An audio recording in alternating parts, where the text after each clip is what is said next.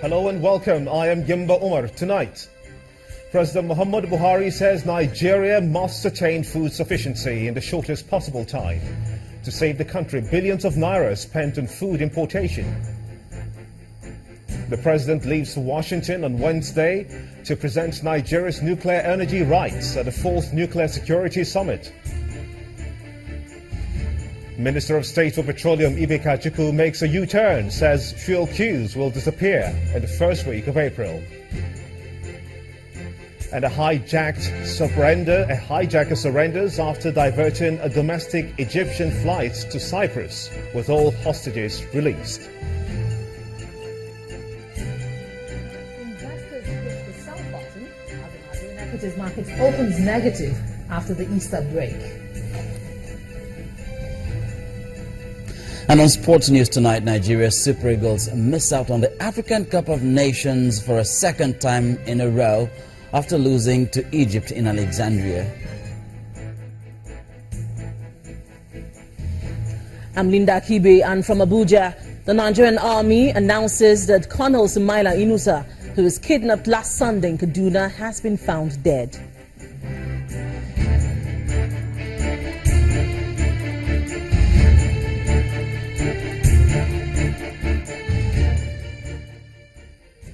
We begin tonight with the President's statement that Nigeria must achieve rice sufficiency in the shortest time possible and stop importation of staple foods to save the country billions of naira spent annually. President Muhammad Buhari, who was speaking at a colloquium in honor of former Lagos State Governor Tinubu in Abuja, believes that Nigeria must become the bread basket of West Africa.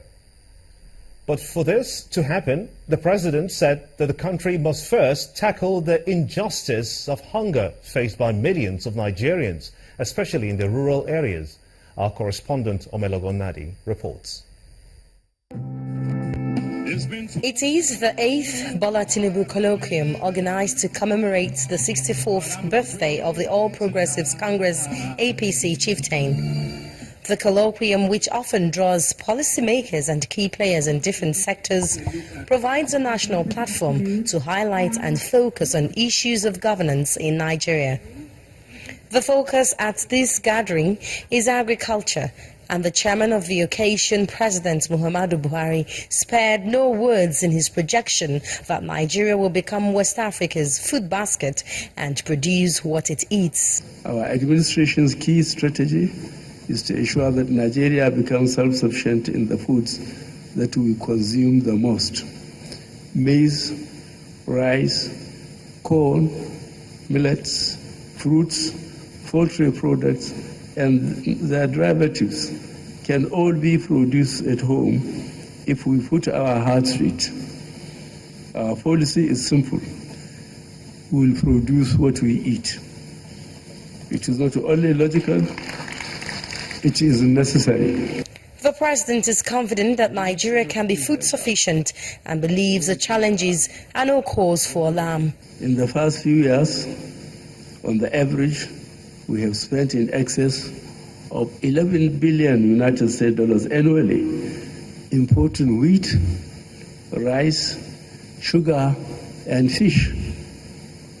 We need not, and indeed we cannot afford to continue on this trajectory. We cannot be held up by the way things are, vulnerable to crude oil prices and unbridled expenditure of foreign exchange on things we can grow at home. A major challenge for Nigeria's food sufficiency efforts, however, is the absence of a functional commodity exchange market where organized and regulated exchange of goods and money is guaranteed, and this duplicated in as many parts of the country as necessary. There needs to be the highest order political will to make this happen finally in Nigeria, and joining hands with the private sector and with the right design to decide whether we should have one unifying Nigeria commodity exchange or regional sub-regional exchanges. That is a design question that is extremely important. And these cannot be another set of economic figures and projections, says the man of the moment, Asiwaju Ahmed Bola Tinubu, who believes that Nigeria will become great again. The future is brighter, Nigeria is better, and our hope is brighter, and our determination is stronger. We will make this country great. These policymakers agree that if Nigeria gets agriculture right, it will get governance right. They also agree that agriculture is a dependable sector if Nigeria will exercise the necessary political will to explore the limitless opportunities in the sector. Omelogo, Nadi Channels Television News. In the meantime, the president will depart Nigeria for the United States tomorrow to join President Barack Obama and about 60 other world leaders at the 4th Nuclear Security Summit, which opens in Washington, D.C. on Thursday. At the summit, which aims at reinforcing international commitment to the non-proliferation of nuclear weapons, President Muhammadu Buhari is expected to defend Nigeria's position on the use of nuclear energy.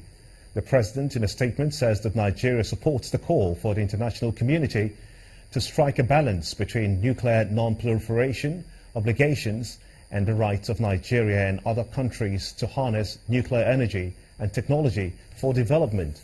During a recent meeting in Abuja with the Director General of the International Atomic Energy Agency, Mr. Yukiya Amano, President Buhari solicited the IAEA's support to begin the generation of electricity with nuclear energy. President Buhari is expected back in the country from Washington, D.C. on Sunday. The Minister of State for Petroleum, Dr. HIJACKER, has apologized for remarks he made at the State House, where he was quoted as saying he is not a magician. Speaking at a meeting with the Senate Committee on Petroleum Downstream, Dr. HIJACKER also said that, contrary to calls in some quarters, that he has no plans to resign. While speaking on lingering cases of fuel scarcity, the minister reveals fuel queues will disappear in the first week of April. This is the second time this month the Minister of State Petroleum is being summoned by federal lawmakers. This time, he appears before the Senate Committee on Petroleum Downstream to explain the persistent queues in petrol stations across the country. I want to know, Honourable Minister, why you'll not be able to solve this problem up to this period. Before he addressed the topic that brought him to the National Assembly, he clears the air on the matter. I do apologize if a comment that I made jocularly with my friends in the press about being a magician offended some Nigerians. It wasn't meant to be. For those who were planning strikes and leaving their cities to come and do that in Abuja over my resignation, I'm not going to resign. I have work to do. I'm going to deliver on the work that the President gave me until he deems it fit for me to go.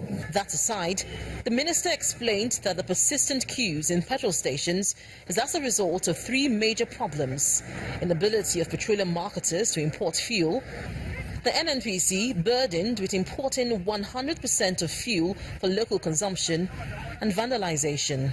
The difficulty that we faced in terms of paying the subsidy, the country could no longer, quite frankly, afford the subsidy payment.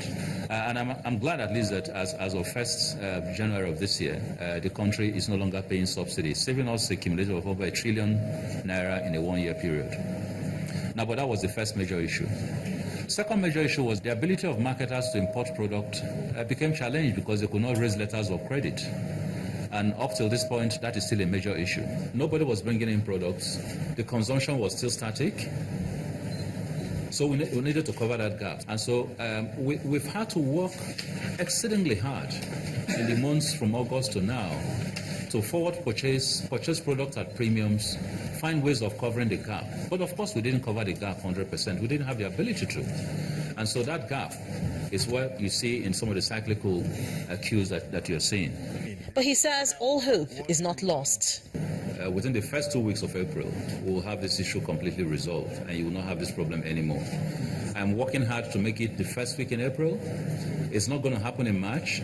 All I'm doing right now is logistics arrangements to try and cushion the pains. But despite the reassurances from the Petroleum Minister, it is clear that unless government ensures that refineries are working at optimal capacity and petroleum pipelines and depot are put in order, Nigeria cannot run away from the problem of fuel scarcity and persistent difficulties in buying petroleum products. Linda Akibe, Channels Television News. We'll have more on the lingering fuel scarcity in the country in part 2 after the break. Also, the Nigerian army clears the purported spiritual headquarters of Boko Haram terrorists in Alagarno in Borno State. Stay with us.